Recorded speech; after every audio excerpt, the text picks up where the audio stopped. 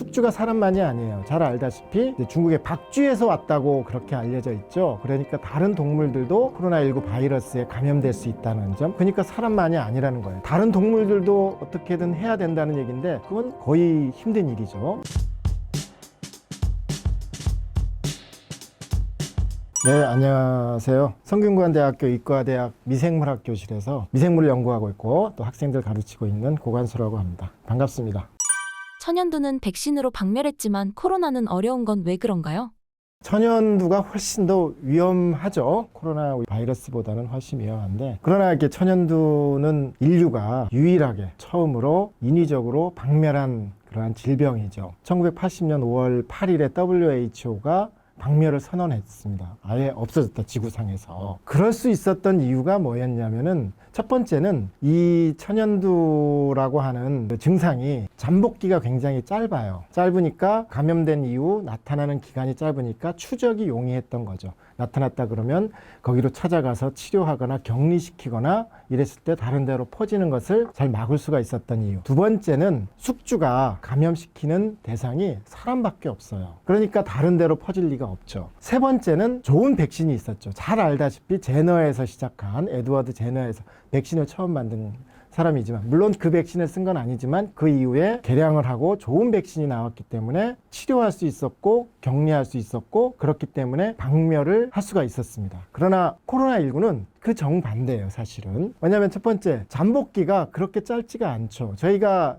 코로나19 팬데믹 시기 초기에는 2주간 격리를 했잖아요. 그게 잠복기가 그만큼 된다는 얘기예요. 2주간은 기다려줘야 이게 진짜 감염됐는지 안 됐는지를 알 수 있다, 이런 얘기니까. 물론 그 이후에 좀 짧아지긴 했지만. 두 번째는 숙주가 사람만이 아니에요. 잘 알다시피 중국의 박쥐에서 왔다고 그렇게 알려져 있죠. 그러니까 다른 동물들도 이 코로나19 바이러스에 감염될 수 있다는 점, 그러니까 사람만이 아니라는 거예요. 다른 동물들도 어떻게든 해야 된다는 얘기인데 그건 거의 힘든 일이죠. 세 번째는 나오긴 했지만 백신의 효율성이라든지 혹은 치료제, 이런 것들이 천연두 바이러스보다는 효율적이지 못하다는 얘기죠. 코로나19 바이러스에 대한.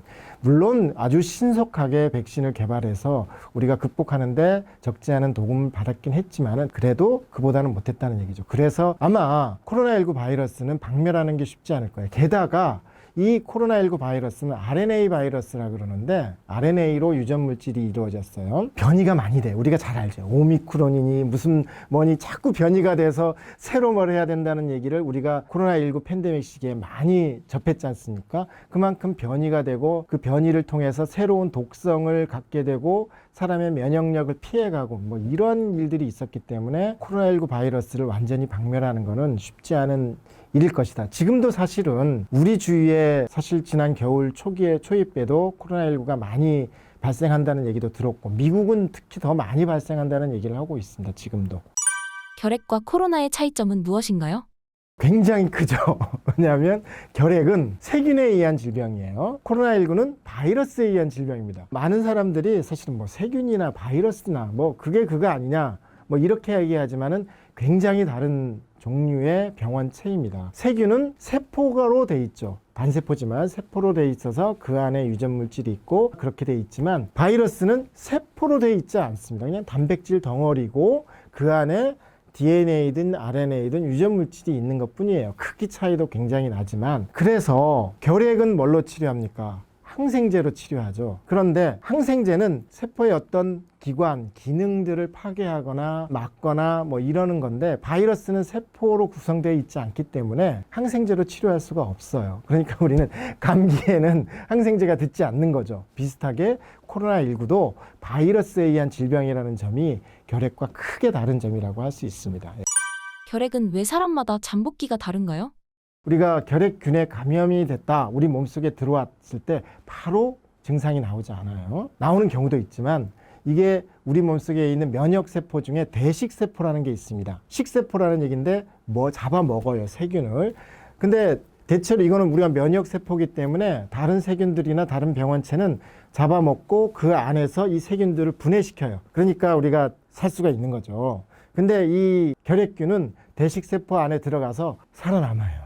가만히 있습니다. 면역작용과 세균의 어떤 균형이 밸런스가 이루어지면서 가만히 있으면서 오랫동안 그대로 있게 돼요. 그게 바로 잠복한다는 얘기죠. 그러다가 이 사람의 면역력이 떨어지면, 즉 밸런스가, 균형이 깨지면 그게 밖으로 나와서 결핵이 병을 일으키게 되는 겁니다. 그게 잠복결핵이 되는 거고, 그게 수개월, 수년 혹은 수십 년 이후에도 나타날 수가 있다는 점이 사실은 잠복결핵이 위험하다는 얘기죠. 위험하다기보다는 우리가 신경 써야 된다는 얘기입니다. 그러니까 잠복결핵을 갖고 있는 사람 중에 얼마나 나중에 그렇게 발현이 될까, 병으로 나타날까, 약 10% 정도가 나타난다고 보통은 보고 있습니다. 그리고 이 잠복결핵 같은 경우에 면역력이 약해진 사람이 아까 나온다 그랬지 않습니까? 그게 무슨 얘기냐면, 면역력이 약한 사람은 그 병이 나타나는 확률도 높지만 나타났을 때 그것을 견뎌내거나 이겨낼 수 있는 확률이 더 적죠. 그래서 특히 중환자실이나 이런 데서 더 큰 문제가 될 수가 있는 게 바로 이 잠복결핵이라고 할 수 있습니다. 잠복결핵을 찾아내는 방법이 있을까요? 발견을 할 수 있죠. 찾아낼 수는 있습니다. 요즘은 DNA 검사 같은 거를 통해서 결핵의 DNA를 검사할 수가 있어요. 우리 몸속에서. 그러면은 이 사람이 아직 결핵에 걸리지는 않았지만 결핵균은 갖고 있구나, 이건 알 수가 있습니다. 그러면 그거를 치료할 수도 있죠. 항생제를 통해서 치료할 수도 있는데 쉽지는 않고 오래 걸리긴 합니다. 그러나 치료할 수는 있다. 그러나 이제 그냥 갖고 있는 것 자체만으로 우리가 모든 사람이 다 발현되는 것도 아니기 때문에 그렇게까지 치료하지는 않아요, 사실은. 그러나 위험성이 있는 사람들, 만약에 그게 나타났을 때 더 위험한 사람들 같은 경우에는 검사해 볼 필요도 있겠죠. 결핵이 상류층에서 유행했다던데 그 이유가 무엇인가요?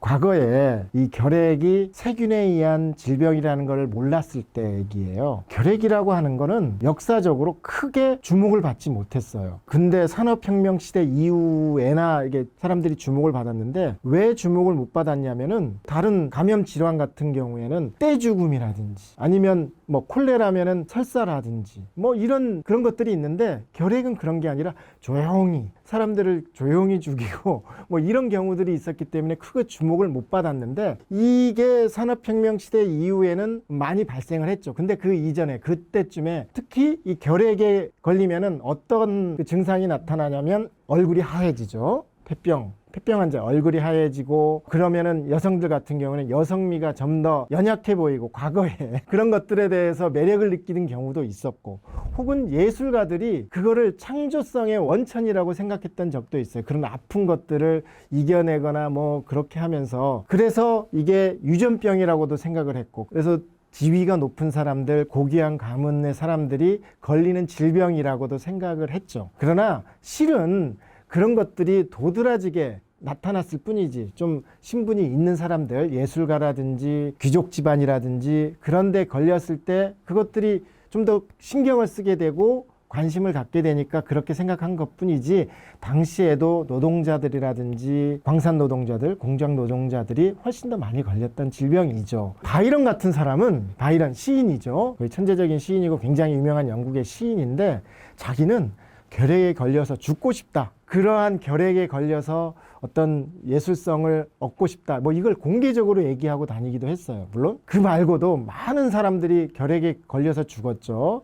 예술가들 같은 경우에 예를 들면은 존 키츠라든지 체홉, 단편소설의 굉장히 유명한 체홉이라든지 독일의 실러, 그 다음에 브론테 자매, 폭풍의 언덕, 뭐 이런 작품으로 유명한, 그다음에 프랑스에 굉장히 많이 쓴 작가죠. 소설 발자크, 이런 사람들이 전부 다 결핵에 걸려서 죽었어요. 음악가 중에서도 쇼팽, 파가니니, 바이올린의 파가니니, 뭐 이런 사람들이 다 결핵에 걸려서 죽고, 철학자 중에서도 칸트도 결핵에 걸려서 죽었습니다. 우리나라에도 있죠. 제일 유명한 게 이상, 천재 시인, 천재 소설가인 이상도 그렇고, 그 절친이 또 김유정이라고 하는 봄봄, 동백꽃 뭐 이런 소설을 쓴 김유정도 마찬가지로 결핵에 걸려 죽었는데, 둘이서 서로의 신세를 한탄하고 그랬어요. 그만큼 많은 그 예술가들이 혹은 철학가들이란지 유명한 사람들이 결핵에 걸려서 죽었습니다. 근데 이제 또 아이러니한 거는 그 이후에 이 결핵이 세균에 의한 질병이라는 것이 밝혀지고 나서는 굉장히 꺼리는 질병이 된 거죠. 반대로 굉장히 아이러니하게 사태가 발전이 된 그러한 질병이라고 볼 수가 있습니다.